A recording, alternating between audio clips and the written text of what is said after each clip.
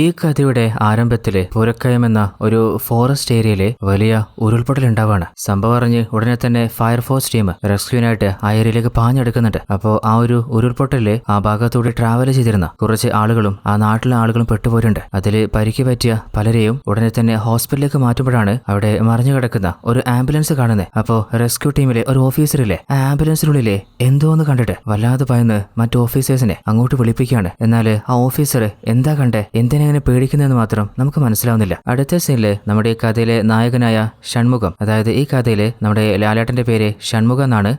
അങ്ങേരുടെ ഒരു പഴയ അംബാസഡറില് ശബരിമലയിലേക്ക് ട്രാവൽ പോയിട്ട് തിരിച്ചു വരികയാണ്. അതായത് നമ്മുടെ ഹീറോ ഷൺമുഖത്തിന്റെ ജോലി തന്നെ ടാക്സി ഡ്രൈവറാണ്. അത് മാത്രമല്ല ആ അംബാസഡർ കാറിനോട് ഒരു ഭയങ്കര അറ്റാച്ച്മെന്റും, വേറെ ആർക്കും ആ ഒരു കാറ് കൈവിട്ട് ഓടിക്കാൻ കൊടുക്കുകയോ അല്ലെങ്കിൽ അതിലൊന്ന് ചാരി നിൽക്കാൻ പോലും നമ്മുടെ ഹീറോ സമ്മതിക്കാറില്ല. അത്രത്തോളം കാറിനെ സ്നേഹിക്കുന്നതുകൊണ്ട് തന്നെ നാട്ടുകാര് നമ്മുടെ ഹീറോയ്ക്ക് ഒരു വിളിപ്പേരിട്ടിട്ടുണ്ട്, അതാണ് ബെൻസ്. അപ്പോ മലയിലേക്ക് പോയിട്ട് വരുമ്പോ സ്വാമിമാര് ചോദിക്കുന്നുണ്ട്, നിനക്ക് എവിടുന്നാടാ ഈ ഒരു കാറ് കിട്ടിയ? അപ്പോഴാണ് ആ ഫ്ലാഷ് ബാക്ക് ഹീറോ പറയുന്നത്. അതായത് കുറച്ച് വർഷങ്ങൾക്ക് മുൻപ് തമിഴ്നാട്ടിലെ പഴനിയിലെ ഒരു സ്റ്റണ്ട് മാസ്റ്ററായിട്ട് നമ്മുടെ ഹീറോ വർക്ക് ചെയ്തിട്ടുണ്ടായിരുന്നു. അപ്പോ അവിടെ വെച്ച് ആശാൻ ഗിഫ്റ്റ് കൊടുത്തതാണ് ഈ ഒരു കാറ്. അങ്ങനെ അന്നത്തെ പഴനിയിലെ പഴയ ചില ഓർമ്മകളൊക്കെ കുറച്ച് ഫോട്ടോസിലൂടെ നമ്മൾ കാണുന്നുണ്ട്. അങ്ങനെ ട്രാവൽ കഴിഞ്ഞ് രാത്രി തന്നെ നമ്മുടെ ഹീറോ തന്റെ മകനെ കൂട്ടാനെ കാറുമായിട്ട് പോകുമ്പോ അവനാണെങ്കിൽ ആഹാ ഇന്നും ഈ മലങ്കൾട്ട് കൊണ്ട് വന്നിട്ടുള്ള, എന്നാലും ബെൻസ് മലങ്കൾട്ട അതെന്ത് വാക്കാടാ? അപ്പോഴാണ് മകൻ പവിയുടെ ഫോണിലേക്ക് ഭാര്യ ലളിത വിളിക്കുന്നത്. കുറച്ച് കലിപ്പിലാണ്. അല്ല ബെൻസെ, ഞാൻ നിങ്ങളുടെ ഫോണിലേക്ക് വിളിച്ചിട്ട് എന്താ ഫോൺ എടുക്കാത്തെ? ഞാൻ ഡ്രൈവിംഗിലായിരുന്നില്ലേ, നീ വിളിച്ച കാര്യം പറ. നിങ്ങൾ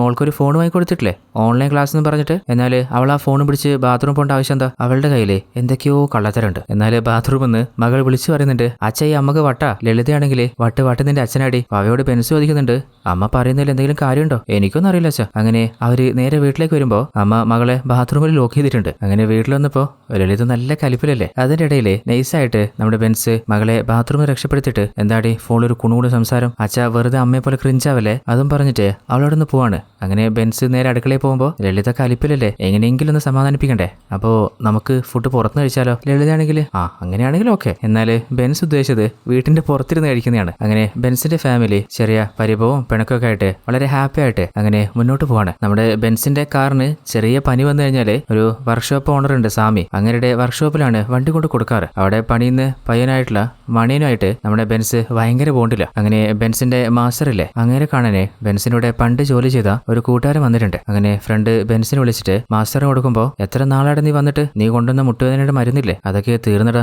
നീ ഇനി എപ്പോഴാ വരുന്നത്? അപ്പൊ ഹീറോയും അധികം വൈകാതെ വരാന്ന് പറഞ്ഞ് ഫോണ് കട്ടയാണ്. അങ്ങനെ നമ്മുടെ ബെൻസിന്റെ മകൻ പവിയുടെ ഫ്രണ്ട്സ് ഇല്ലേ വെക്കേഷന് പവിയുടെ വീട്ടിലേക്ക് വരുമ്പോഴാണ് ബെൻസിന്റെ അംബാസഡർ കാറ് കാണുന്നത്. എടാ ഇത്രയൊക്കെ കിടിലും വിന്റേജ് കളക്ഷൻ കാറുള്ള വീട്ടിൽ നിന്ന് നീ വരുന്നത്? ഇത് നീ നേരത്തെ പറഞ്ഞിരുന്നെങ്കിൽ നിന്നെ കുറച്ചും കൂടെ സ്നേഹിച്ചാടാ. ബെൻസിനോട് ഈ വണ്ടി മാർക്ക് 2 ആണോ? അല്ലാതെ ഇത് മാർക്ക് 1 ആ? കിടിലും വണ്ടിയാട്ടാ. അപ്പൊ ബെൻസും മോന്റെ പേരെന്താ? എന്റെ പേര് കിരൺ എന്നാ. ബെൻസ് കിരണിനോട്, മോനെ നീ വണ്ടിയുടെ മുമ്പ് കയറിക്കോ. സ്വന്തം മോൻ പവയോട്, നീ വണ്ടിയുടെ ഡിക്കി പോയി കയറിക്കോ, നിനക്ക് എന്റെ വണ്ടി മലങ്കൾട്ടല്ലേ, കണ്ടുപഠിക്കടാ. അങ്ങനെ നേരെ വീട്ടിൽ വന്നപ്പോ ബെൻസ് കമൽഹാസന്റെയും മമ്മൂട്ടിയുടെ ഒക്കെ കൂടെ ഫോട്ടോ എടുത്ത് കാണുമ്പോ, അങ്ങളെ ഇതൊക്കെ ഒറിജിനൽ അല്ലേ? പണ്ട് ഞാൻ പഴനിയില് സ്റ്റണ്ട് മാസ്റ്ററായിട്ട് ജോലി ചെയ്തിട്ടുണ്ട്, നല്ല കിൻഡൽ ഇട്ടേ കിട്ടിക്കും. എന്റെ മോൻ പവിയൊന്നും പറഞ്ഞു തന്നിട്ടില്ലേ? ഇവനൊന്നും പറഞ്ഞിട്ടില്ല അങ്ങള് പൊളിയാട്ടാ. അങ്ങനെ മകന്റെ ഫ്രണ്ട്സിൽ എല്ലാവർക്കും വളരെ സന്തോഷത്തില് അവര് ഫുഡ് സെർവ് ചെയ്യാണ്. അപ്പോഴാണ് ഹീറോയ്ക്ക് ഒരു കോള് വരുന്നത്. ആരാന്ന് വെച്ചാല് ബെൻസിന്റെ ഒരു ഫ്രണ്ട് ഉണ്ട്, വാട്ടീസ് അടിക്കാന് പുറത്ത് ബൈക്ക് വരെ കാത്തു നിൽക്കാണ്. അങ്ങനെ മെല്ലെ നൈസായിട്ട് അവിടുന്ന് മുങ്ങാൻ നോക്കുമ്പോ ലളിത കണ്ടിട്ടുണ്ട്. പെട്ടെന്ന് കരുതുമ്പോ ലളിതയും പോയിക്കൊള്ളാൻ സമ്മതിക്കാണ്. അങ്ങനെ രണ്ടുപേരും കൂടി സ്പ്ലെൻഡറിൽ പാഞ്ഞടിച്ച് ബീവറേജിലെത്തിയിട്ട് അവര് സാധനം വാങ്ങുമ്പോഴാണ് കൂട്ടുകാരൻ പറയുന്നത്, ബെൻസിന്റെ വണ്ടി പോലെ ഒരു വണ്ടി ഏതാ പോന്ന്? അപ്പോ ബെൻസ് നോക്കുമ്പോ അത് പോലെയല്ല, അത് എന്റെ വണ്ടി തന്നെയാടാ. അവർ രണ്ടുപേരും ചാടി സ്പ്ലെൻഡറിൽ കയറിയിട്ട്, എടാ വണ്ടി നിർത്തടാ, എന്റെ വണ്ടിക്ക് എന്തെങ്കിലും പറ്റിയാലേ. നോക്കുമ്പോ പവയുടെ ഫ്രണ്ട് ആയിട്ടുള്ള കിരണും ടീം വന്നിട്ടില്ലേ. കിരൺ ആ വണ്ടി ഒന്ന് ഓടിച്ചു നോക്കണമെന്ന് വല്ലാത്ത ആഗ്രഹം. അങ്ങനെ ഓടിച്ചു തുടങ്ങിയതാണ്. എന്നാൽ കിരണിന് ശരിക്കും ആ വണ്ടി കൺട്രോൾ ചെയ്യാനേ കഴിയുന്നില്ല. എടാ ഇതിന്റെ ഗിയറൊക്കെ എവിടെയാടാ? അപ്പൊ പവയാണെങ്കിൽ, എടാ കോപ്പെ നീ എത്ര അംബാസഡർ ഓടിച്ചെന്ന് പറഞ്ഞ്? അതെല്ലാം കുറെ ഓടിച്ചിട്ടുണ്ട്. എന്നാൽ കൈവിട്ട് നല്ല സ്പീഡിൽ പോകുന്ന വണ്ടി അവസാനം കൺട്രോൾ തെറ്റിയിട്ട് ആക്സിഡന്റിൽ പെടുകയാണ്. കട്ടക്കാലിപ്പിൽ ബെൻസ് ഇറങ്ങി വരുമ്പോ പവി സോറി ചെയ്യുന്നതിന് മുമ്പ് ബെൻസ് അവന്റെ കാരനടിച്ച് ഓടിച്ചിട്ട് തോന്നിവാസം കാണിക്കുന്നോടാ. അതായത് ബെൻസ് തന്റെ വണ്ടിയെ എത്രത്തോളം സ്നേഹിക്കുന്നുണ്ടെന്ന് ഈ ഒരു സീനിൽ നിന്ന് തന്നെ വ്യക്തമാകുന്നില്ലേ. ഇനിയിപ്പോ എന്ത് ചെയ്യാ? അങ്ങനെ നേരെ വർക്ക്ഷോപ്പ് കയറുമ്പോ മണിയൻ പറയുന്നുണ്ട്, അണ്ണാ വണ്ടിക്ക് നല്ല അടിയാട്ടാ, ലോറാമിനൊക്കെ പണിയിട്ടിട്ടുണ്ട്. അപ്പൊ സാമയാണെങ്കിൽ ഈ വണ്ടി കൊടുത്തിട്ട് പുതിയൊന്ന് വാങ്ങടാ, എത്ര കാലം ഇങ്ങനെ പണിഞ്ഞോണ്ടിരിക്കുക, നിങ്ങൾക്ക് ഞാൻ എന്തെങ്കിലും പൈസ തരാണ്ടാ? ഇല്ലാല, എന്നാ പിന്നെ കൂടുതൽ വർത്താനം പറയണ്ടാ. അപ്പൊ മണിയനാണെങ്കിൽ, അണ്ണൻ പേടിക്കണ്ടാന്ന്, എല്ലാം ഞാൻ ശരിയാക്കി തരാം. എന്നാൽ ബെൻസിന്റെ ഫ്രണ്ട് ഷാജി വന്നിട്ട്, എന്തിനാണ് നീ പവയെ തല്ലിയെ? ആ സമയത്ത് കയ്യിന്ന് പോയിന്ന്. അങ്ങനെ അവനെ വിളിച്ചൊന്ന് സോറി ചോദിക്കാൻ നോക്കുമ്പോ പവയാണെങ്കിൽ ഹോസ്റ്റലിലേക്ക് എത്തിയിട്ടുണ്ട്. ഫോൺ കണ്ടിട്ടും അവൻ പിക്ക് ചെയ്യുന്നില്ല. അപ്പൊ ബെൻസിന് വല്ലാതെ സങ്കടമായിട്ട് പറയാനായിട്ട് മണിയനോട് ചോദിച്ചിട്ട് വാട്സപ്പിൽ മകനൊരു വോയിസ് അയക്കുകയാണ്. അറിയാതെ പറ്റിയതറ, അച്ഛനോട് നീ ക്ഷമിച്ചേക്ക്. അപ്പോഴാണ് ബെൻസിന് ഒരു കോള് വരുന്നത്. നോക്കുമ്പോൾ പഴയനിയിൽ നിന്ന് ബെൻസിന്റെ കൊളീഗാണ്. ബെൻസ്, നമ്മുടെ മാസ്റ്റർ പോയടാ. ബെൻസിന് സങ്കടം സഹിക്കാൻ പറ്റുന്നില്ല. ഒന്നും ചിന്തിച്ചില്ല, വൈകിപ്പിക്കാതെ നേരെ മാസ്റ്ററെ അവസാനമായിട്ടൊന്ന് കാണാനോ മരണ ചടങ്ങിൽ പങ്കെടുക്കാനോ പഴയനിലേക്ക് തിരിക്കുകയാണ്. അങ്ങനെ ആ ഒരു ചടങ്ങിനിടയിൽ പണ്ട് മാസ്റ്റർ തന്നെ സഹായിച്ചതൊക്കെ ബെൻസിന്റെ ഓർമ്മയിലൂടെ പോകുന്നുണ്ട്. അങ്ങനെ നേരെ നാട്ടിലേക്ക് തിരിച്ചു വരുമ്പോൾ നമ്മുടെ സാമയാണ് ബെൻസിനെ കൂട്ടാൻ വന്നിട്ടുള്ളത്. എന്താ ആശാനെ പറ്റിയ? അങ്ങേർക്ക് ചെറിയ അസുഖങ്ങളൊക്കെ ഉണ്ടായിരുന്നു, എന്നാൽ മരുന്നൊന്നും ശരിക്കും ശ്രദ്ധിക്കുന്നുണ്ടായിരുന്നില്ല. സാമി, നിങ്ങളെങ്കിലും മരുന്ന് കറക്റ്റ് ശ്രദ്ധിക്കണേ. എന്നാൽ സാമിയുടെ മുഖത്ത് സന്തോഷമൊന്നും കാണുന്നില്ല. നിങ്ങൾക്ക് എന്താ പറ്റിയ? ഒന്നുമില്ല. അങ്ങനെ നേരെ സാമി വണ്ടി എടുത്ത് പോകുന്നത് പോലീസ് സ്റ്റേഷനിലേക്കാണ്. ബെൻസ് ആണെങ്കിൽ എനിക്ക് വീട്ടിലേക്ക് പോണ്ടേ, എന്തിനാ സ്റ്റേഷനിലെ? അങ്ങനെ സ്റ്റേഷനിലെ SIയോട് സാമി ഷാജിയും എന്താ സംഭവം ചോദിക്കുമ്പോൾ ഈ വണ്ടിയായിട്ട് വന്ന ആ മണിയനില്ലേ, അവൻ എന്റെ കരനടിച്ച് പൊട്ടിച്ചിട്ടാ വണ്ടിയിൽ നിന്ന് ഇറങ്ങി ഓടിയെ. അത് മാത്രമല്ല വണ്ടിയിൽ നിന്ന് കഞ്ചാവും കിട്ടിയിട്ടുണ്ട്. അപ്പോൾ നിങ്ങൾ വന്നിട്ട് നിങ്ങളുടെ വണ്ടിയാണ് വീട്ടിൽ തരുന്നൊക്കെ പറഞ്ഞാലേ അത് കേട്ടോണ്ടിരിക്കാനേ എനിക്ക് കിളിയൊന്നും പറയിട്ടില്ല. ഈ വണ്ടി ഇവിടെ നിന്ന് ഇറങ്ങില്ല, കുറച്ച് നാളൂടെ കിടക്കും, ഇറക്കാൻ നിങ്ങൾ നല്ലോണം പെടും. അപ്പോൾ ബെൻസ് ആണെങ്കിൽ സാറേ അത് എന്റെ വണ്ടിയാ, വർക്ക്ഷോപ്പിൽ പണിക്ക് കൊടുത്തിരുന്നു, അതിന് നീ ഏതാടാ? മാമ, സാമി, ആ മണിയൻ അവനെ എവിടെ ഒളിപ്പിച്ചിട്ടുള്ളത്? അവന്റെ പേരില് ഇതിനു മുമ്പും 7 കഞ്ചാവ് കേസുണ്ട്. അപ്പോഴാണ് അസിസ്റ്റന്റ് ആയിട്ടുള്ള സുധീഷ് വന്നിട്ട് സാറേ പെങ്ങളുടെ കല്യാണത്തിന് പോയിക്കോട്ടെ, കല്യാണം നാളെയല്ലേ, സമയമുണ്ടല്ലോ. എന്നാൽ ബെൻസ് ആണെങ്കിൽ സാറേ CI സാർ എവിടെയുള്ളേ, അദ്ദേഹത്തെ ഒന്ന് കണ്ട് സംസാരിച്ചാലോ? നിന്റെ ആ തകര വണ്ടി പിടിച്ചത് ഞാനല്ലേ, ഇവിടെ CI സാർ ഇല്ലാത്തപ്പോ കാര്യങ്ങൾ നോക്കുന്നത് ഞാൻ. എന്നാല്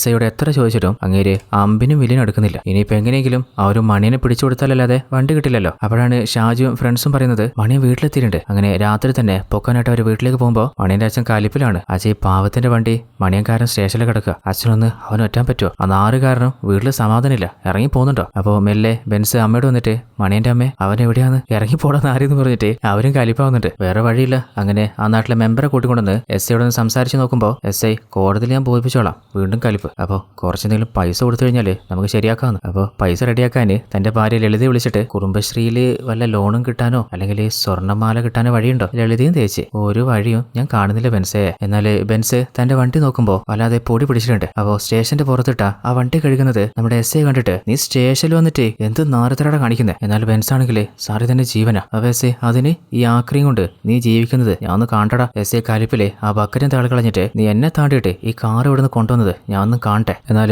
നിരാശയിൽ വീട്ടിലെത്തിയപ്പോൾ ഭാര്യ ചോദിക്കുന്നുണ്ട് ഇങ്ങനെ വെട്ടിയിട്ട് വാഴത്തണ്ടോലെ കടന്നു കഴിഞ്ഞാൽ കാറ് കിട്ടുമോ? കുറച്ച് കഞ്ഞി എടുത്താലാ? ആ മണിയനെ നിങ്ങളല്ലാതെ വിശ്വസിക്കുമോ? എന്നാൽ ബെൻസ് ആണെങ്കിൽ മോന് പവ്യാവും വിളിച്ചോ? എന്നാൽ ബെൻസിന് തീരെ പൊറുത്തിയില്ല, കിടക്കാനൊന്നും പറ്റുന്നില്ല. ഇനിയിപ്പോൾ പോലീസുകാർ തന്റെ വണ്ടി എന്തെങ്കിലും ചെയ്താലോ? അങ്ങനെ വേഗം തന്നെ ഒരു ഓട്ടോയും വിളിച്ച് സ്റ്റേഷനിലേക്ക് പോവാണ്. അതായത് സ്റ്റേഷനിൽ നമ്മുടെ CI സാർ വന്നിട്ടുണ്ടാവില്ലേ, അപ്പൊ അങ്ങേരോടൊന്ന് നേരിട്ട് പറയാന്ന് കരുതിയിട്ടാ അങ്ങനെ CIയുടെ റൂമിലേക്ക് പോകുമ്പോൾ അങ്ങനെ ഫ്രഷ് ആയിക്കൊണ്ടിരിക്കുക. അപ്പോൾ CI ജോർജ് സാറ് എന്താടാ സാറിന് ഒരു ബ്ലാക്ക് അംബാസഡർ വണ്ടി ഇറക്കാൻ വേണ്ടിയിട്ട്? ആഹാ വെയിറ്റ്. ഹലോ, എന്താ പേര്? സാറേ ഷൺമുഖം എന്നാ, എന്നെ ബെൻസ് എന്ന് വിളിക്കുക. താനെന്താ ഗുണ്ടയാണോ? അല്ല സാറേ, എന്നാ നീ ഇരിക്കേ. സാറേ കഴിഞ്ഞ 20 വർഷമായിട്ട് ഞാൻ എന്റെ സ്വന്തം മക്കളെ പോലെ കൊണ്ടുനടക്കുന്ന വണ്ടിയാ. ആ ചെക്കൻ മണിയൻ എന്നോട് ഇങ്ങനെ ചെയ്യുന്ന സ്വപ്നത്തിൽ പോലും കരുതിയില്ല. സാറേ നെഞ്ചു തൊട്ട് ഞാൻ സത്യം പറയാം, ഞാനും ആ വണ്ടിയും ഒരു തെറ്റും ചെയ്തിട്ടില്ല. അല്ല നിന്റെ വണ്ടി ആരുടെ പിടിച്ചേ? അത് SI ബെന്നി സാറാ. ആഹാ. എന്നിട്ട് SI വിളിപ്പിച്ചിട്ട് ബെന്നി അവന്റെ കാറ് ആ യാർഡിൽ നിന്ന് ഇറക്കിയിട്ട് കൊടുത്തേക്ക്. ബെൻസിനോട് എല്ലാം ജോർജ് സാറ് പറഞ്ഞിട്ടുണ്ട്. എന്നാൽ SI ബെന്നി വല്ലാതെ കലിപ്പില്ലല്ലേ. നേരെ ബെൻസിന്റെ കാറിൽ കയറിയിട്ട് അത് യാർഡിൽ നിന്ന് പുറത്തിറക്കുമ്പോൾ ബെൻസ് സാറേ എന്റെ വണ്ടി ഞാനല്ലാതെ വേറെ ആരും ഓടിക്കാറില്ല, എവിടെയെങ്കിലും തട്ട് സാറേ ഞാൻ ഓടിച്ചോളാം. എന്നാൽ അങ്ങനെ കാലിപ്പില് മാറിക്കട. അങ്ങനെ സ്റ്റേഷനിലെ മുമ്പിലിട്ടപ്പോ ബെൻസ് സാറേ നമ്മുടെ മണിയെ കുറിച്ച് എന്തെങ്കിലും വിവരം കിട്ടിയോ? അപ്പോൾ ബെന്നി അവനെ കൊന്നു കുഴിച്ചു മൂടിയെന്നൊന്നും നീ അന്വേഷിക്കണ്ട. എന്നിട്ട് നേരെ കാലിപ്പില് CI ജോർജ് സാറിനോട് സാറേ വണ്ടി കൊടുക്കാൻ പറ്റില്ല. എന്നാലും ജോർജ് സാറാണെങ്കിൽ നീ ഈഗോ ഇറക്കി വെച്ചിട്ട് വണ്ടി കൊടുക്ക് ബെന്നി. ബെന്നിയുടെ കയ്യിൽ നിന്ന് അക്കി പിടിച്ചു വാങ്ങിയിട്ട് നമ്മുടെ ഹീറോ ബെൻസിന് കൊടുക്കുകയാണ്. ഉടനെ തന്നെ ഭാര്യ ലളിത വിളിച്ചിട്ട് എടി വണ്ടി കിട്ടി, പ്രശ്നമൊന്നുമില്ല. അങ്ങനെ പോകാൻ ഇറങ്ങുമ്പോഴാണ് ജോർജ് സാർ വിളിച്ചു ചോദിക്കുന്നത് അല്ലടാ ബെൻസെ നിനക്ക് തിരക്കണ്ടോടാ, നമ്മുടെ കൂടെ വർക്ക് ചെയ്യുന്ന കോൺസ്റ്റബിൾ സുധീഷില്ലേ അവന്റെ പെങ്ങളുടെ കല്യാണം, നമ്മളെ ഒന്ന് അവിടെ കൊണ്ടുവിട്ടു. നമ്മൾ വണ്ടി എടുത്തു കഴിഞ്ഞാലേ കല്യാണം ഇവിടല്ലേ, എന്തായാലും അടിച്ച് കോൺ തെറ്റും, പിന്നെ ഞാൻ പാമ്പ. അപ്പോൾ ബെന്നിയെ വിളിക്കുകയാണ്. അല്ല സാറേ ബെന്നി സാറ് വരുന്നുണ്ടോ? പിന്നെ അങ്ങനെ അവര് കല്യാണ വീട്ടിലേക്ക് പോകുമ്പോഴാണ് ബെൻസിന്റെ ഫാമിലിയെ കുറിച്ച് ജോർജ് സാറ് ചോദിക്കുന്നത്. സാറേ എനിക്ക് 2 മക്കളാ, ഒരു മോളും ഒരു മോനും. അപ്പോൾ ജോർജ് സാറാണെങ്കിൽ എനിക്ക് ഒരു മോളേ ഉള്ളൂ, എന്റെ പെമ്പർനോതി മരിച്ചിട്ട് 10 വർഷം കഴിഞ്ഞു. അങ്ങനെ അവര് നേരെ ആ ഒരു കല്യാണ വീട്ടിലെത്തി വളരെ സന്തോഷത്തില് ആടിയും പാടിയും ആ ഒരു ചടങ്ങിൽ പങ്കെടുക്കുകയാണ്. എന്നാൽ ബെൻസ് മദ്യപിക്കാത്തതുകൊണ്ട് അവിടുന്ന് പതിയെ മാറിയിട്ട് തന്റെ കാറിന്റെ അരികിലൊന്നിരിക്കുകയാണ്. വല്ലാതെ ലേറ്റ് ആയപ്പോൾ ചെറുതായിരുന്നു മയങ്ങിപ്പോയിട്ടുണ്ട്. അപ്പോഴാണ് ജോർജ് സാറും ബെന്നി സാറും തിരിച്ചു വരുന്നത്. അല്ല ബെൻസെ പോണ്ടേ നമുക്ക്? അങ്ങനെ വണ്ടി എടുക്കാൻ നോക്കുമ്പോൾ എടാ നമ്മുടെ സുധീഷിന്റെ കസിന്റെ ഒരു തോട്ടുണ്ട് ഇവിടെ അടുത്ത് തന്നെയാ, അവിടെ ചെറിയൊരു പരിപാടി ഉണ്ട്. എന്നാൽ ബെൻസ് ആണെങ്കിൽ സാറേ അങ്ങോട്ട് കുറെ ദൂരമില്ലേ? അല്ലടാ ഇവിടെ അടുത്താ, നമുക്ക് രാവിലെ നേരത്തേക്ക് വരാന്ന്. ജോർജ് സാറ് ബെൻസിനോട് ബെൻസെ നമ്മൾ പോയിട്ട് വാട്ടീസ് അടിച്ച കാര്യം പുറത്തൊന്നും പറഞ്ഞേക്കല്ലേ, അടുത്ത ആഴ്ച എന്റെ റിട്ടയർമെന്റാ, DYSP ആവാനുള്ളതാ, പിള്ളേര് എന്നെ ഏറെ കയറ്റും, ഒന്ന് മുഖലും കഴുകിയിട്ട് വാ. അങ്ങനെ അവര് ആ ഒരു തോട്ടത്തിലേക്ക് പോവാണ്. അതിനിടയിലാണ് ജോർജ് സാർ ചോദിക്കുന്നത് അല്ല ബെൻസെ ശരിക്കും നീ ആരടാ? സാറേ ഞാൻ ചെറിയൊരു ഫൈറ്റ് മാസ്റ്ററാ, പണ്ട് സിനിമ അപരാധം മൂത്തിട്ട് എടുത്തിട്ട് പഴനിയിലേക്ക് പോയതാ. എന്നാൽ അവിടെ വെച്ച് പ്രതീക്ഷിക്കാതെ ഒരു ചെറിയ ആക്സിഡന്റ് എനിക്ക് സംഭവിച്ചു. അപ്പോൾ എന്റെ കൂടെ ഉണ്ടായിരുന്ന എന്റെ സഹോദരൻ അൻപ് അവനെന്നെ രക്ഷിക്കാൻ ശ്രമിക്കുന്നതിനിടയിൽ അപകടത്തിൽ മരണപ്പെട്ടു പോയിരുന്നു. പിന്നെ അത് കേസായി പ്രശ്നമായി. മാസ്റ്ററിന് ആ ഒരു സിനിമ ചെയ്യാൻ പറ്റിയില്ല. പിന്നെ നമ്മളെല്ലാവരും അവിടുന്ന് നാട്ടിലേക്ക് തിരിച്ചു പോകുന്നത്. അപ്പോഴാണ് മാസ്റ്റർ എനിക്ക് വണ്ടി തന്നയച്ചത്. ജോർജ് സാറാണെങ്കിൽ ആകെ ഒരു ദുരന്തൊക്കെ അതാണല്ലോ. അങ്ങനെ പോകുന്ന വഴിക്ക് അവർ ചെറുതടിക്കാൻ ഇറങ്ങുമ്പോൾ നമ്മുടെ ബെന്നി സാറില്ലേ ഇനി അങ്ങോട്ട് വണ്ടി ഞാൻ ഓടിക്കുന്നു പറഞ്ഞ് വണ്ടി കയറാണ്. എന്നാലും ബെൻസ് ആണെങ്കിൽ ജോർജ് സാറെ ഒന്ന് ഇറങ്ങാൻ പറ. അപ്പോഴാണ് കുറച്ച് ദൂരെ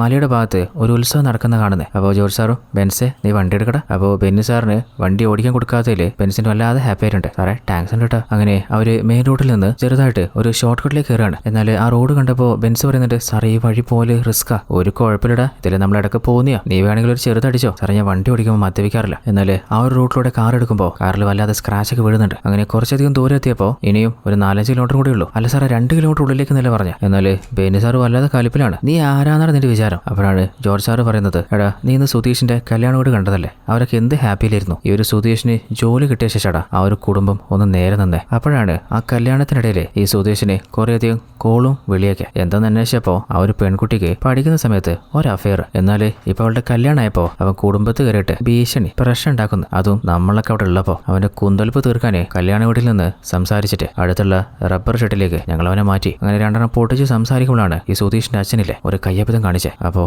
ഈ സുധീഷ് അവന്റെ അച്ഛന് വേണ്ടിയിട്ട് നമ്മളോട് സഹായം ചെയ്യണമെന്ന് കെഞ്ചി ഹെൽപ്പ് ചോദിച്ചാലേ നമ്മൾ ചെയ്തു കൊടുക്കണ്ടടാ. പോലീസുകാരനല്ലടാ, പോലീസുകാരനെ കൂടെ നിൽക്കണ്ടേ. നിന്നെ അറിയിക്കാതെ കാര്യങ്ങൾ ചെയ്യണമെന്ന് ഞാൻ കരുതിയേ. എന്നാലും നീ അറിയും, കാരണം ഈ വണ്ടിയുടെ ഡിക്കിയിലെ ആ കോപ്പന്റെ ശവമുണ്ട്. അത് കേട്ടപ്പോൾ ബെൻസിന്റെ ടെമ്പർ ഔട്ടായിട്ട് കാലിപ്പിലെ CI ജോർജിന്റെ കോളറിൽ പിടിക്കാണ്. എന്നാൽ ജോർജ് ബെൻസിന്റെ കൈ നിരക്കിയിട്ട് ഒരു സഹായം ചെയ്യടാ. എന്നാലും ബെൻസ് വണ്ടിയിൽ നിന്ന് പുറത്തിറങ്ങി ഡിക്കി ഓപ്പൺ ചെയ്യാൻ നോക്കുമ്പോൾ ജോർജ് ബെൻസിനെ സ്റ്റോപ്പ് ചെയ്തിട്ട് ഇടയാനാണ് നിന്റെ പ്ലാനെങ്കിൽ ഈ കാട്ടില് നിന്റെ ഒരു ശവം കൂടി വീഴും. ഇത് ഇന്നോ ഇന്നലെയോ നമ്മൾ തുടങ്ങിയതല്ല. എന്നിട്ട് ബെന്നിയോട് വണ്ടി എടുക്കാൻ പറയാണ്. അങ്ങനെ കുറച്ച് ദൂരെ കാട്ടിനുള്ളിലെത്തിയപ്പോൾ അവര് സുധീഷിനെ കൂട്ടിയിട്ട് 3 പേരും കൂടി വണ്ടിയുടെ ഡിക്കിയിൽ നിന്ന് ആ ഒരു പയ്യന്റെ ബോഡി കാട്ടിനുള്ളിലേക്ക് കുഴിച്ചു മൂടാനായിട്ട് കൊണ്ടുപോവാണ്. അതിനിടയിൽ ആ ഒരു ചാക്കിൽ കെട്ടിയ പയ്യന്റെ കാല് മാത്രം നമ്മുടെ ബെൻസ് ഒരു നോട്ടം കാണാണ്. അപ്പോഴാണ് ഉത്സവത്തിന്റെ പരിപാടിക്ക് കുറച്ച് മുളയും ഈട്ടയായിട്ട് പോകുന്ന ഒരു പിക്കപ്പ് വണ്ടി ആ വഴി വരുന്നത്. ആരാടെ ഈ സമയത്ത് ഇവിടെ കൊണ്ടുവന്ന് കാറിട്ടിട്ടില്ല? എന്താടാ രാത്രി കാട്ടിലെ പരിപാടി? ബെൻസ് വല്ലാതെ വിറച്ചിരിക്കുകയാണ്. അങ്ങനെ പോലീസുകാരെല്ലാം കൂടി ആ ഒരു ബോഡിയും കുഴിച്ചിട്ട് അവിടുന്ന് തിരിച്ചു പോവാണ്. അപ്പോൾ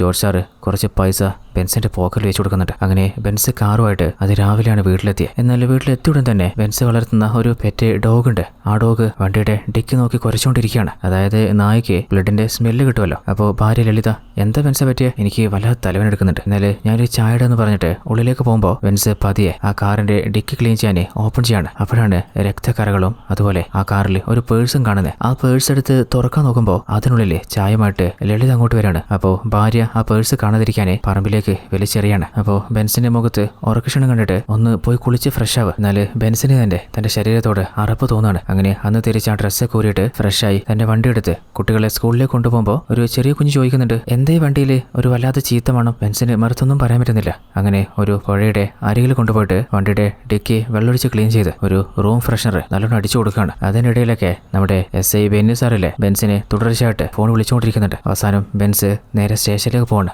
അപ്പോൾ നമ്മുടെ ജോർജ് സാറ് അല്ല ബെൻസ് എന്താടാ നമ്മുടെ ഫോണിൽ നീ റിയാക്ട് ചെയ്യാത്ത? നിനക്ക് ഷുഗറോ പ്രഷറോ എന്തെങ്കിലും ഉണ്ടോ? കഴിഞ്ഞ 36 വർഷമായിട്ട് ഞങ്ങളൊക്കെ ഓടുന്നതേ ഈ മരുന്നിലാടാ. അപ്പൊ വെൻസാണെങ്കിൽ സാറ് വിളിച്ചത് ഞാൻ കണ്ടില്ല, എനിക്കങ്ങനെ ഷുഗറും പ്രഷറും ഒന്നുമില്ല. ആഹാ, നീ ഫോൺ വിളിച്ചത് കണ്ടില്ല അല്ലേ? അതോ അറിഞ്ഞുകൊണ്ട് എടുക്കാത്തതോ? നീ ആരാ ഫോൺ എടുക്കാത്തെന്നറിയോ?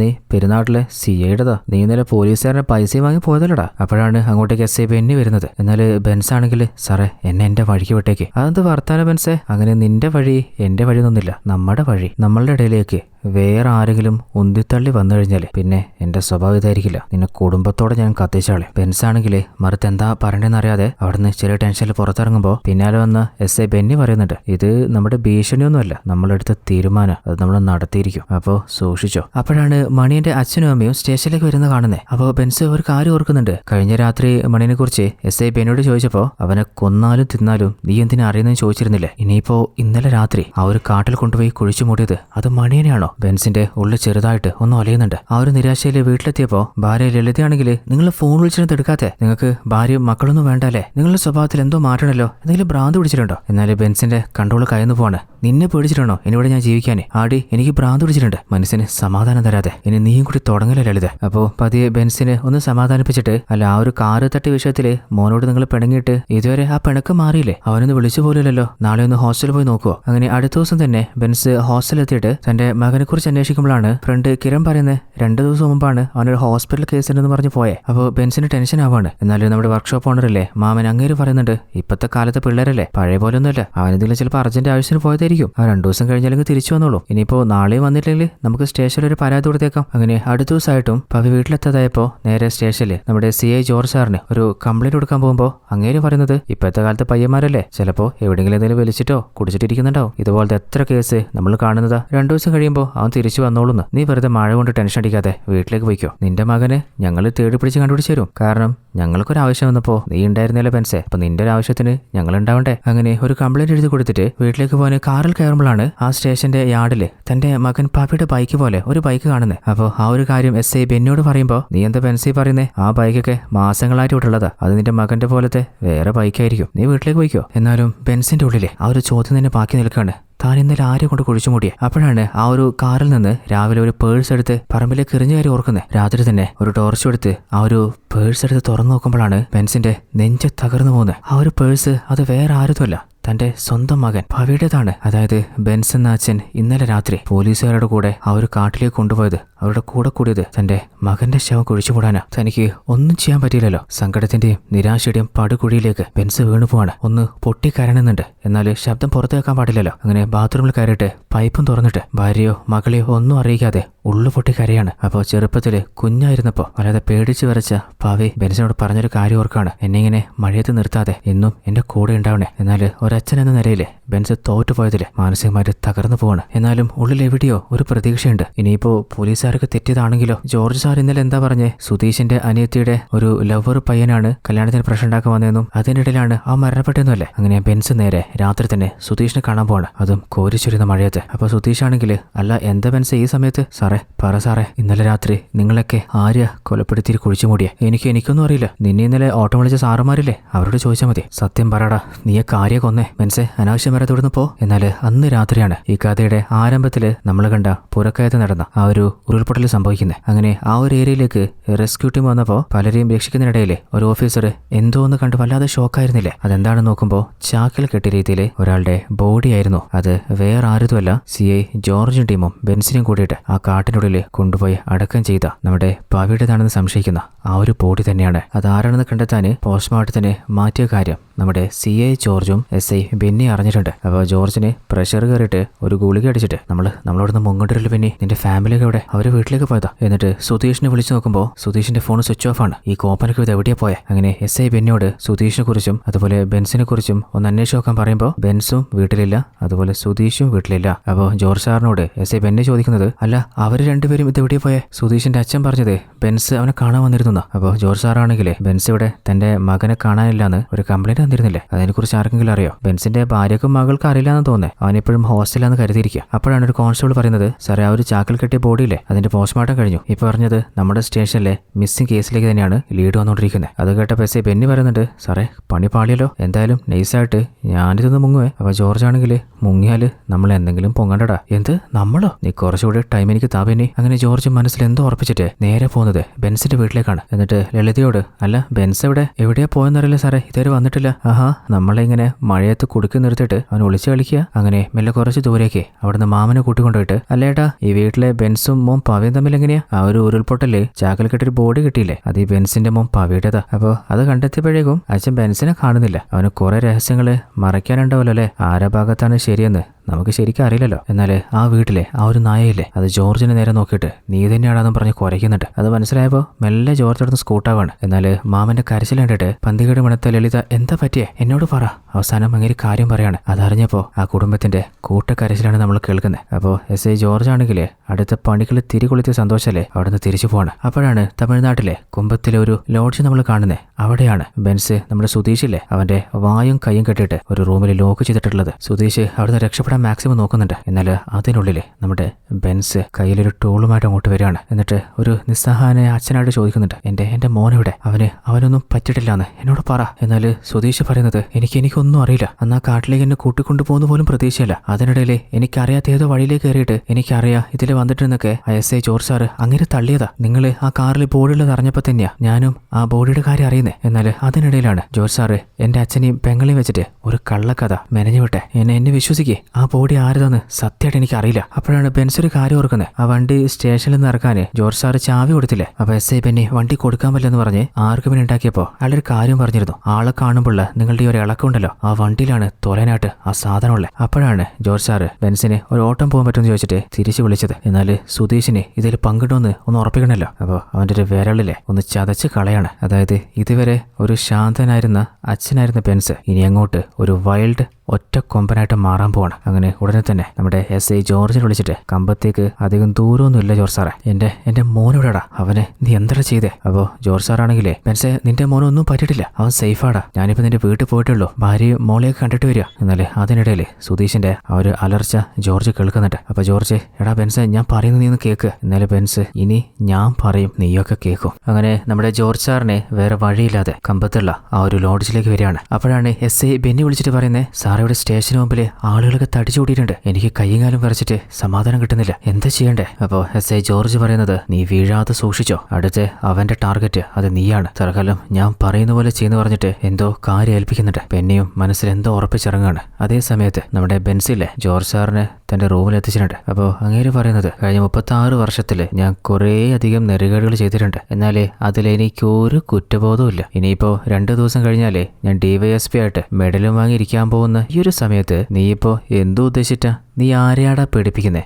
അതും എന്നെ, ജോർജ് സാറിനെ. നിന്നെ കാണാൻ ജോർജ് സാറോട് വന്നിട്ടുണ്ടെങ്കിൽ നിന്റെ മുമ്പിൽ ഇടറാതെ ജോർജ് സാറിങ്ങനെ നിൽക്കുന്നുണ്ടെങ്കിൽ പൊന്നാനിയാ, നീ എന്നെ കുറിച്ച് ഇനിയും കുറേ മനസ്സിലാക്കാനുണ്ട്. അതേ സമയത്താണ് കുറച്ചു നേരത്തെ ജോർജ് സാറ് എന്താണ് ബെന്നോട് പറഞ്ഞത് നമ്മൾ കാണുന്നത്. അതായത് ബെൻസിന്റെ ഭാര്യ നളിനിയെയും മകളെയും സ്റ്റേഷനിൽ കൊണ്ടുവന്നിട്ട് ടോർച്ചർ ചെയ്യാണ്. മര്യാദക്ക് നീ പറഞ്ഞോ, നീയൊക്കെ ചേർന്നിട്ട് എന്തിനാടി നിന്റെ മോനെ കൊന്നേ? അത് കേട്ടപ്പോ ലളിതയ്ക്ക് സഹിക്കാൻ പറ്റിയില്ല. SI ബെന്നിയുടെ കോളർ പിടിക്കുകയാണ്. മറ്റൊരു ഭാഗത്ത് ജോർജ് സാറാണെങ്കിലേ, നീ എന്നോട് അന്ന് വണ്ടിയിൽ വെച്ചൊരു കഥ പറഞ്ഞില്ലേ, കൂടെ ജോലി ചെയ്ത് ഏതോ ഒരുത്തൻ ചത്തതിന്റെ പേരിൽ നീ നാട്ടിലേക്ക് വന്നയാന്നു, അതുപോലെ ആ ഒരു കിഴവൻ നിനക്ക് തന്ന ആക്രി കാറിന്റെയും കഥ മാത്രമേ നീ ഞങ്ങളോട് പറഞ്ഞുള്ളൂ. അതിന്റെ പിന്നിലെ ഇനിയും കുറേയധികം കഥ നിനക്കും നിന്റെ പെണ്ണും പിള്ളക്കും പറയാനില്ലടാ. അന്ന് നിന്നെ രക്ഷിക്കാമെന്ന് പറഞ്ഞില്ലേ, അവൻ ശരിക്ക് ലളിതയുടെ ഭർത്താവല്ലടാ. ലളിത പറഞ്ഞിട്ടാണോ നീ അവനെ റോപ്പിലൊന്ന് തള്ളിയിട്ട് കൊന്നുകളഞ്ഞ്? അപ്പോ നീ ലളിതയെ വെച്ചോണ്ടിരിക്കായിരുന്നല്ലേ? അപ്പൊ അവളുടെ ആദ്യത്തെ വല്ലവന്റെയോ കുഞ്ഞിനെ നിനക്ക് ചുമക്കേണ്ട ആവശ്യമില്ല, അപ്പൊ നിനക്ക് അവനെ കൊല്ലാം. എന്നാലത് കേട്ടപ്പോ ബെൻസിന്റെ കൺട്രോൾ പോയി. മുമ്പിലുണ്ടായിരുന്ന ടേബിൾ വെച്ച് ജോർജ് സാറിനെ ചതയ്ക്കുന്നുണ്ട്. തിണ്ടിത്തരം പറയുന്നോ. അതേ സമയത്ത് കമ്മീഷണർ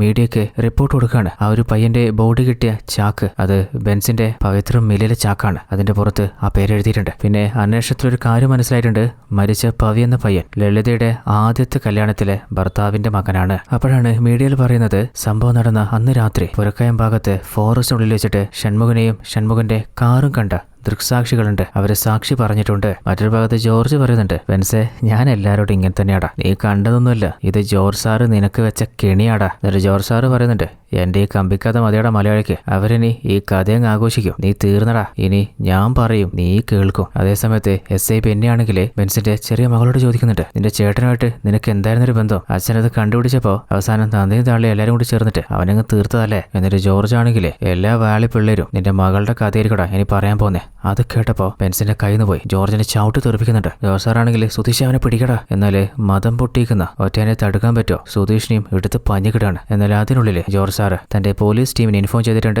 ബെൻസിനെ പിടിക്കാന് മഫ്തിയിലെ അവിടെ ആളുകൾ എത്തിയിട്ടുണ്ട്. അങ്ങനെ അവർ ഓരോരുത്തരും ലോക്ക് ചെയ്യാൻ നോക്കുമ്പോൾ എല്ലാത്തിനെ ചാട്ടവും പടയും മടക്കാണ്. എന്നാൽ അവര് കുറെ ആളുകളില്ലേ, അവസാനം എല്ലാവരും കൂടി ബെൻസിനെ ലോക്ക് ചെയ്തിട്ടുണ്ട്. അപ്പോ ജോർജ് സാർ എന്നിട്ട് പറയുന്നുണ്ട്, ബെൻസെ അടങ്ങടാ, മോർച്ചറിയിൽ ചത്തു മലച്ച് കിടക്കുന്ന നിന്റെ മോനെ വേണമെങ്കിൽ ചെറിയാതെ എന്റെ കൂടെ വാ, കത്തിക്കാനായിട്ടെങ്കിലും നിനക്ക് നിന്റെ മോനെ തന്നേക്കാം. സ്റ്റേഷനിലെ ലളിതയും മകളും എല്ലാവരും നിസ്സഹായിരിക്കുമ്പോൾ നമ്മുടെ ബെൻസിനെ പോലീസ് ടീം അങ്ങോട്ടേക്ക് കൊണ്ടുവരികയാണ്. എന്നിട്ട് ജോർജ് സാറ് പറയുന്നുണ്ട്, അവന്റെ മുഖലും കെട്ടി മൂടിയിട്ട് പുറത്തേക്ക് ഇറക്കടാ, എന്നിട്ട് മകളുടെയും തള്ളയുടെയും മുമ്പ് കൊണ്ടിരുത്ത്. അപ്പോൾ പോലീസുകാർ പറയുന്നുണ്ട്, ബെൻസെ അവ ചെയ്തതൊക്കെ അങ്ങ് സമ്മതിച്ചേക്ക്. അതേ സമയത്ത് ബെന്നി വിറച്ച് ജോർജ് സാർ എടുത്ത് വരുമ്പോൾ, അല്ല ബെന്നി നിന്റെ തൊപ്പി തെറിക്കും തോന്നുന്നുണ്ടല്ലോ, പെണ്ണുങ്ങളുടെ മേലാണോടാ കൈവെക്കുന്നത്, ആ കൊച്ചിനെ എടുത്ത് തേമ്പിയല്ലേ? അല്ല സാറേ, സാറെന്താ പറയുന്നേ? സാറ് പറഞ്ഞിട്ടല്ലേ ഞാൻ ഇങ്ങനെയൊക്കെ ചെയ്തേ? ഞാൻ അങ്ങനെയൊക്കെ പല കഥയും പറയടാ. എന്തായാലും കൊള്ളാം. ഇപ്പോ നമ്മൾ ഉണ്ടായ കഥ എങ്ങനെയാ? സ്വന്തം മകൾ ഉപദ്രവിക്കാൻ ശ്രമിച്ച ഭാര്യയുടെ ആദ്യ ഭർത്താവുള്ള മകനെ കൊന്ന് ചാക്ക് കെട്ടിയിട്ട് കാട്ടിൽ കൊണ്ടുപോയി കുഴിച്ചുമൂടി. അല്ല പിന്നെ കൊന്ന പാവം തിന്നാ തീരുന്നാണല്ലോ. അപ്പോ നമ്മള് കൊന്നു അവനങ്ങ് തിന്നു എന്ന് കരുതിയാൽ മതി. അപ്പോഴാണ് കോൺസ്റ്റബിൾ സുധീഷില്ലേ കാര്യങ്ങളുടെ സത്യാവസ്ഥ മനസ്സിലാക്കുന്നത്. അപ്പോൾ എസ് ഐ ബെന്നിയോട് പറയുന്നുണ്ട്,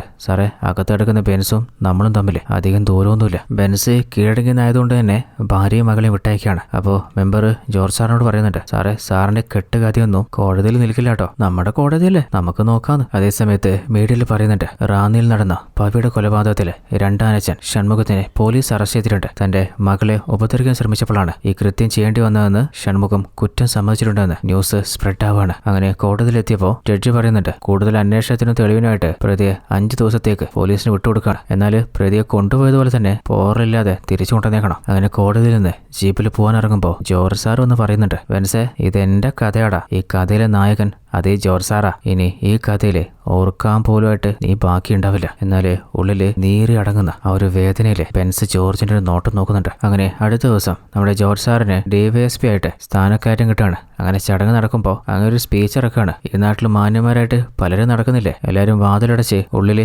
കുളിക്കുമ്പോൾ മാന്യരാവില്ല, മറിച്ച് അവര് ചെയ്യുന്ന പ്രവൃത്തിയിലല്ലേ. അപ്പോൾ ജോർജ് സാറ് മാന്യന, കാരണം വാതിലടച്ചും അടയ്ക്കാതെയും ഈ ജോർജ് സാർ കുളിക്കും. എന്നാൽ ജോർജ് സാറിന്റെ തള്ളൊന്ന് കേൾക്കാൻ നമ്മുടെ SI ബെന്നിക്ക് പോലും പറ്റുന്നില്ല. അങ്ങനെ ഫംഗ്ഷന് ശേഷം സുധീഷിലെ നമ്മുടെ ബെൻസിന് ഫുഡ് കൊണ്ട് കൊടുക്കുകയാണ്. അതേസമയത്ത് SI ബെന്നിയോട് നമ്മുടെ ജോർജ് സാറ് പറയുന്നുണ്ട്, സ്വന്തം അമ്മയെ തല്ലിയാലും 3-4 പക്ഷിയുള്ള ഒരു കോപ്പിലെ നാടേത്. അപ്പോൾ ശ്രദ്ധിച്ചിട്ടില്ലെങ്കിലേ പണി തിരിച്ച് ബൂമറാങ് പോലെ നമ്മുടെ തലക്കിന് വന്നിരിക്കും. അപ്പോൾ കോട്ടയം ക്യാമ്പിൽ നിന്ന് കുറച്ച് പോലീസ് ടീം ഇന്നിവിടെ ഇറങ്ങും. മഫ്തിയിലായിരിക്കും വരിക.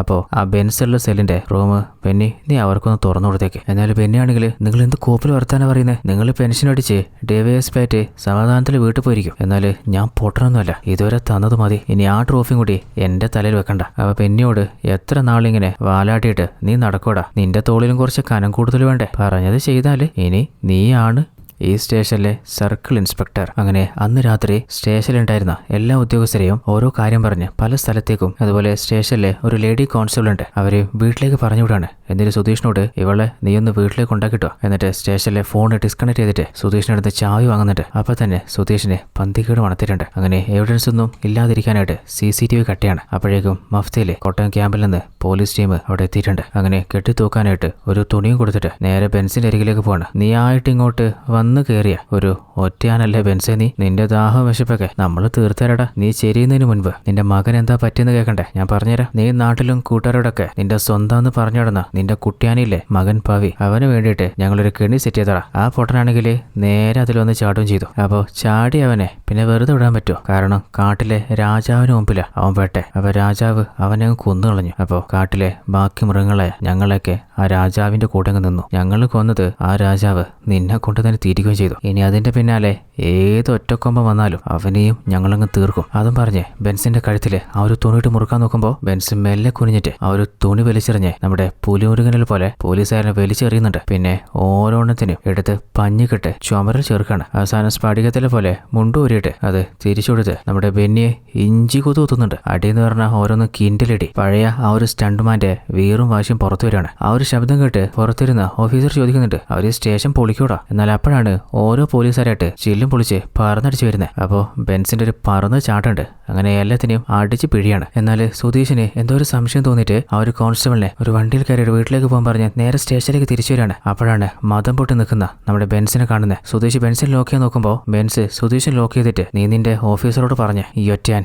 വീണ്ടും കാട് കയറിയിരിക്കാന്ന്. അങ്ങനെ തന്റെ മോൻ എങ്ങനെയാണോ ആ രൂപത്തിൽ വെച്ച് ചാക്കൽ കെട്ടിയത് അതുപോലെ ബെന്നിയും ചാക്കി കെട്ടിയിട്ട് ബെൻസിന്റെ വണ്ടിയുടെ ഡിക്കിലിട്ടിട്ട് അവിടുന്ന് എങ്ങോട്ടോ കൊണ്ടുപോവാണ്. എന്നാൽ ബെൻസ് ജയിലിൽ ചാടിയ കാര്യം മൊത്തത്തില് വൈറൽ ന്യൂസ് ആയിട്ടില്ലേ. റാന്നിൽ നിന്ന് പുറത്ത് എവിടെയും പോവാതെ ബെൻസിനെ ലോക്ക് ചെയ്യാൻ പോലീസ് ചെക്കിങ് വെക്കുകയാണ്. എന്നാൽ ബെൻസിന്റെ ഒരു വിവരവുമില്ല. ജോർജ് സാറിന്റെ പ്രഷർ ഇളകിയിട്ടുണ്ട്. അങ്ങനെ നേരെ ജോർജ് സാർ വരുന്നത് ബെൻസിന്റെ വീട്ടിലേക്കാണ്. ബെൻസ് നീ ഉള്ളിലുണ്ടാ, പുറത്തു വാടാ. അപ്പോൾ ബെൻസിന്റെ കൂട്ടുകാരൻ ഷാജി ചോദിക്കുന്നുണ്ട്, അല്ല സാറേ എന്ത് ഈ സമയത്ത്? അപ്പോൾ ജോർജ് സാർ തന്റെ അസിസ്റ്റൻസിനോട് പറയുന്നുണ്ട്, തള്ളയും മകളും ഇല്ലാത്ത ബാക്കി എല്ലാത്തിനും പിടിച്ച് പുറത്താക്ക്. എന്നിട്ട് കയ്യിലൊരു ലാത്തി എടുത്തിട്ട് എവിടെ നിന്റെ കെട്ടിയും ബെൻസ് എവിടെ, മര്യാദക്ക് പറയടി. അതും പറഞ്ഞിട്ട് ലളിതയെ സ്വന്തം മകളുടെ മുമ്പിൽ വല്ലാതെ ഉപദ്രവിക്കുകയാണ്. അപ്പോൾ തടുക്കാൻ വന്ന മകളെ അടിച്ചു തെറിപ്പിച്ചിട്ട് അലാത്തി വെച്ച് അവളെ ടോർച്ചർ നോക്കുമ്പോൾ ബെൻസിന്റെ കൂട്ടുകാര് അവരെ തടുക്കാൻ നോക്കുകയാണ്. എന്നാല് മറ്റു പോലീസുകാർ സമ്മതിക്കുന്നില്ല. അപ്പോൾ മകളെ രക്ഷിക്കാൻ വന്ന ലളിതയെ ജോർജ് സാറ് വീണ്ടും ഉപദ്രവിച്ചിട്ട് നീയൊക്കെ എന്താ കരുതിയെ എന്നെ അങ്ങ് തീർക്കാന്നോ? നിന്നെ കൊണ്ടൊക്കെ അവനെ വരുത്തും, അവൻ എന്റെ മുമ്പിൽ വരും. അപ്പോൾ ലളിതയും ഉറപ്പായിട്ടും വരൂടാ. അതേ സമയത്ത് നമ്മുടെ ജോർജിന് ബെൻസിന്റെ കോൾ വന്നിട്ടുണ്ട്. അപ്പോൾ ജോർജ്,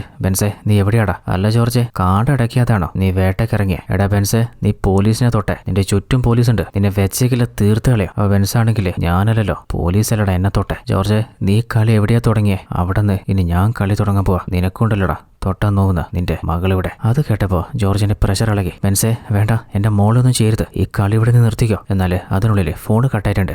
വീണ്ടും തിരിച്ചു വിളിച്ചപ്പോൾ ഫോണ് സ്വിച്ച് ഓഫ് ആണ്. അങ്ങനെ പേടിച്ച് വരച്ച് പാഞ്ഞ് വീട്ടിലെത്തിയിട്ട് തന്റെ മകള് മേരി വിളിച്ചു നോക്കുമ്പോൾ എവിടെയും അവളെ കാണാനില്ല. അപ്പോഴാണ് പുറത്ത് കുറച്ചകലെ ബെൻസിന്റെ ആ ഒരു അംബാസഡർ കാർ കാണുന്നത്. വേഗത്തിൽ പാഞ്ഞു വന്നിട്ട് ആ ഒരു വണ്ടി ഓപ്പൺ ചെയ്യാൻ നോക്കുമ്പോഴാണ് അതിനുള്ളില് നമ്മുടെ ബെന്നിയിലെ ചത്ത് മലച്ചു കിടക്കുന്ന കാണുന്നത്. ബെന്നി തീർന്നത് മനസ്സിലായിട്ട് വിറച്ചു നോക്കുമ്പോൾ നമ്മുടെ ബെൻസ് പിന്നിൽ നിന്ന് ജോർജിനെ ചവിട്ട് തെറിപ്പിക്കുകയാണ്. അപ്പോൾ ജോർജ് പേടിച്ച് വിറച്ച് പറയുന്നുണ്ട്, ബെൻസെ നിനക്ക് എന്നോടല്ലേ പക, എന്നെ എന്തോണം ചെയ്തോ, എന്റെ മോളെ വിട്ടേക്ക്. എന്നാല് ബെൻസെ ഇടത്തെ കൈ വെച്ചിട്ട് ജോർജിനെ ഇടിച്ച് പിഴിയുന്നുണ്ട്. അതിനിടയിലും ജോർജ് ചോദിക്കുന്നുണ്ട്, എന്റെ മോളോടെ ബെൻസെ, നീ എന്റെ മോനെ എവിടെയാ കിടത്തിയെ? അവിടെ തന്നെ ഇടറ. അത് കേട്ടപ്പോ ജോർജ് വിറച്ചു പോവാണ്. ഇനിയിപ്പോ വണ്ടിയുടെ ഡിക്കിയിലുണ്ടോ? ഡിക്കി തുറക്കാൻ പായുമ്പോ ബെൻസ് സമ്മതിക്കോ? ചവിട്ടി തെറിപ്പിക്കുകയാണ്. അപ്പോൾ ജോർജ് ചോദിക്കുന്നുണ്ട്, എന്റെ മോളെ വിടറ. അപ്പൊ ഒരു സൈക്കോ ചിരിയോടെ, ഞാൻ അവളെ കൊന്നളഞ്ഞടാ. അത് കേട്ടപ്പോ ജോർജ് കൺട്രോൾ പോയിട്ട് കയ്യിലൊരു ജാക്കി എടുത്തിട്ട് വരികയാണ്. അത് വെച്ച് വീശുമ്പോ ബെൻസ് പതിയെ മാറിയിട്ട് ആ ജാക്കി കയ്യിലാക്കിയിട്ട് അത് വെച്ച് തന്നെ അയാൾ അടിച്ച് പിഴയാണ്. അവസാനം അയാള് എന്റെ മോളെ വിടറ. അതും ജോർജ് പെടയുമ്പോ ഒരു പ്ലാസ്റ്റിക് കവർ എടുത്തിട്ട് അയാളുടെ മുഖത്തിട്ട് മുറുക്കാണ്. അതേ സമയത്ത് തന്റെ മകൻ അനുഭവിച്ച ആ ഒരു മരണവേദന ബെൻസ് ഓർക്കുന്നുണ്ട്. അപ്പോഴാണ് നമ്മൾ കാണുന്നത് ഈ ഒരു കാഴ്ചയ്ക്കില്ലേ, അതേ വീട്ടിലെ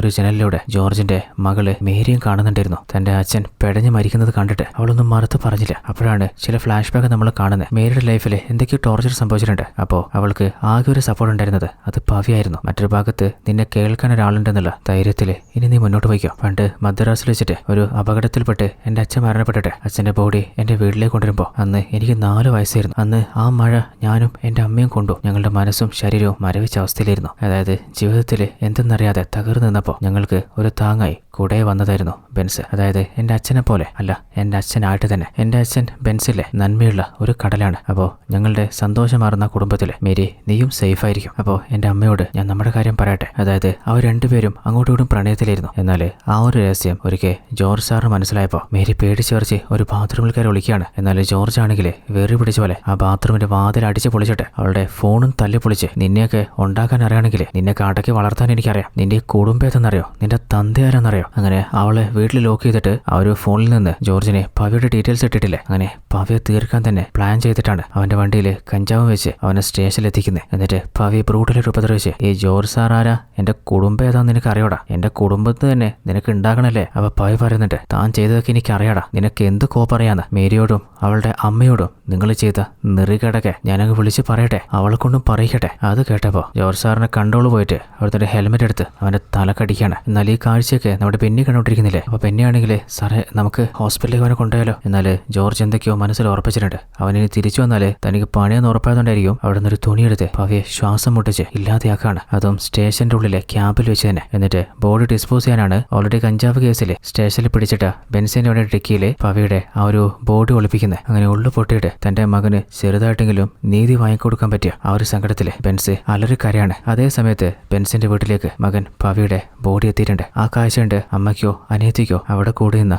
ആർക്കും സഹിക്കാൻ പറ്റുന്നില്ല. അപ്പോഴാണ് അങ്ങോട്ടേക്ക് സുധീഷില്ലേ അവസാനമായിട്ട് പവിയെ ഒന്ന് കാണാനായിട്ട് മേരിയെ കൂട്ടിക്കൊണ്ടിരുന്നത്. അവളുടെ നരക ജീവിതത്തിൽ നിന്ന് എന്തെങ്കിലും ഒരിക്കൽ രക്ഷപ്പെടാൻ പറ്റുന്നുള്ള ഒരു വെളിച്ചായിരുന്നു പവി. എന്നാലിപ്പോ ആ പ്രതീക്ഷ ഇല്ലാതായില്ലേ. അവൾക്ക് സങ്കടം സഹിക്കാൻ പറ്റുന്നില്ല, നെഞ്ചു പൊട്ടി കരയാണ്. ഒരിക്കൽ ബെൻസിനോട് പവി തന്റെ വണ്ടി ഒരു മലങ്കൾട്ടാണെന്ന് പറഞ്ഞപ്പോ ഫ്രണ്ട് പറഞ്ഞിരുന്നില്ലേ ഇത് റെയർ പീസാന്ന്. അപ്പൊ തമാശയ്ക്ക് തന്റെ മകനോട് പറഞ്ഞിരുന്നു, നീ പോയിട്ട് അവന്റെ ഡിക്കി കയറടാന്ന്. എന്നാൽ പറഞ്ഞ വാക്ക് അറമ്പറ്റിയ പോലെ അവസാനം അത് തന്നെ സംഭവിച്ചില്ലേ. തന്റെ മകനെ കിടത്തിയ അതേ ഡിക്കിയില് അവസാനം ജോർജ് സാറിനെ കണ്ണടച്ച് കിടത്തുകയാണ്. അങ്ങനെ അവസാനം പോലീസിന് മുമ്പിൽ കീഴടങ്ങാണ്. അപ്പൊ ഒരു കോൺസ്റ്റബിൾ പറയുന്നുണ്ട്, മുഖം വേണേ മൂടിക്കോ. എന്നാല് ബെൻസിന്റെ മനസാക്ഷിക്കറിയാം താൻ ഒരു തെറ്റും ചെയ്തിട്ടില്ല. അതുകൊണ്ട് തന്നെ തന്റെ മുഖം ആരുടെ മുമ്പിൽ നിന്നും ഒന്നും മറക്കേണ്ട. അങ്ങനെ പോലീസുകാര് നേരെ ബെൻസിനെ കോടതിയിലേക്ക് കൂട്ടിക്കൊണ്ടു പോകുമ്പോൾ മീഡിയാസൊക്കെ ചോദിക്കുന്നുണ്ട്, നിങ്ങളാണോ നിങ്ങളുടെ മകനെ കൊന്നേ? അപ്പൊ ബെൻസ്, എന്റെ മകനെ ഞാൻ കൊന്നിട്ടില്ല, എന്നാൽ എന്റെ മകനെ കൊന്നവരെ എനിക്ക് കൊല്ലേണ്ടി വന്നു. ആ ഒരു കാഴ്ചയ്ക്ക് നിസ്സഹായതോടെ ഭാര്യയായ ലളിതയും മകളും നോക്കി നിൽക്കുകയാണ്. അങ്ങനെ ഇനിയും ലാലേട്ടൻ ലാലേട്ടൻ തുടരുമെന്ന് എഴുതി കാണിച്ചുകൊണ്ട് ഈ കഥ ഇവിടെ അവസാനിക്കുകയാണ്. അപ്പോൾ എങ്ങനെയുണ്ടായിരുന്നു? അത്യാവശ്യം നല്ല ട്വിസ്റ്റുകളൊക്കെ ഉണ്ടായിരുന്നു. കുറേ നാളിന് ശേഷം നല്ല മാസമായിട്ടുള്ള ഒരു അടിപൊളി കഥ കണ്ട ഫീൽ കിട്ടിയോ? അപ്പോൾ കഥ ഇഷ്ടപ്പെട്ടാലേ ഇതുവരെ വീഡിയോക്ക് ലൈക്ക് ചെയ്യാൻ മറന്നുപോയ എല്ലാ കൂട്ടുകാരും മാക്സിമം ഒന്ന് ലൈക്ക് ചെയ്യുക. ഈ കഥയെക്കുറിച്ച് അഭിപ്രായങ്ങളും അതുപോലെ നിങ്ങളുടെ ലൈഫിലെ ആഗ്രഹങ്ങളെക്കുറിച്ചും ഒന്ന് കമന്റ് ചെയ്യുക. ഇതിലും അടിപൊളി മറ്റൊരു കഥയുമായിട്ട് നമുക്ക് നാളെ തന്നെ കണ്ടുമുട്ടാം. അതുവരേക്കും ഇത് നിങ്ങളുടെ സ്വന്തം twist Malayali. Tata, bye bye.